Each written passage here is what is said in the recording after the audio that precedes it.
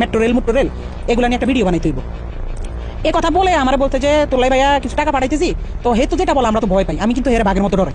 আমি না, আমাদের টিমের সবাই তার বাঘের মতো ডরাই, কারণ মানে সে অন্যরকম মানুষ ভাই। সে ক্যামেরার ভিতরে একরকম, কিন্তু ক্যামেরার বাইরে খুব ডেঞ্জারাস একটা লোক।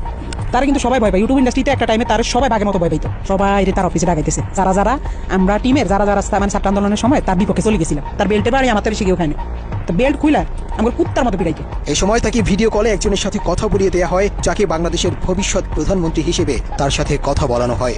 2-3 মাস পরে হয়তো বা তার মাথাটা আবার ঢুকছে যে রাই কি কারো লাগা আবার কিছু কইয়া লাইনি। হ্যাঁ, রাইটা আবার একটু দমক দিতে হইব।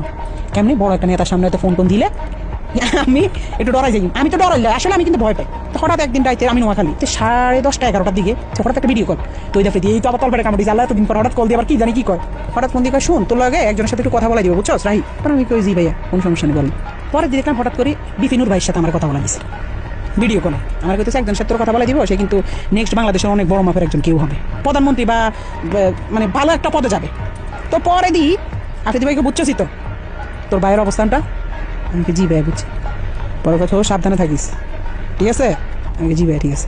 শুধু বুঝাইছে যে তার লগে বিশাল বড় বড় হাত আছে, এই জন্য সে দেশে খুব রিল্যাক্স আছে, মানে বুঝাইছে এটা। তৌহিদ আফ্রিদি 5 আগস্টের পর দেশ ছেড়ে পালিয়েছিল। এরপর আসামি হয়েও আইনজীবী দিয়ে বাদীর মামলা পরিচালনা করা এবং নুরুল হক নূরকে নিজেদের পকেটে নেয়ার পরেই আফ্রিদি সাহস করে আবারও দেশে ফেরেন। 5 আগস্টের পরে 2 মাস 3 মাসে আসে নাই, তখন আলহামদুলিল্লাহ বলছিলাম যে আল্লাহ সে না আসুক, সে তার মতো থাকুক, আমরা আমাদের মতো থাকি। আমরাও তার কাছে যাইতাম চাই না, সেও আমার কাছে না আসুক। যে মানুষ 5 আগস্টের পরে আইসা দেশে স্টে করছে, সুন্দরভাবে থাকছে, আল্লাহ তো আপনার সুযোগ দিচ্ছে, কিন্তু না আপনার ভিতরে তো ওই মনুষ্যত্ব না। আপনি শুধু রিভেঞ্জ, কারে ধরবেন, কারে মারবেন, কারে কি করবেন, আপনার মনের মধ্যে শুধু এসব হারামি। আল্লাহ কি আমরা ছাড় দিব? এসব কারণে তো আল্লাহ মানে ছাড়েন।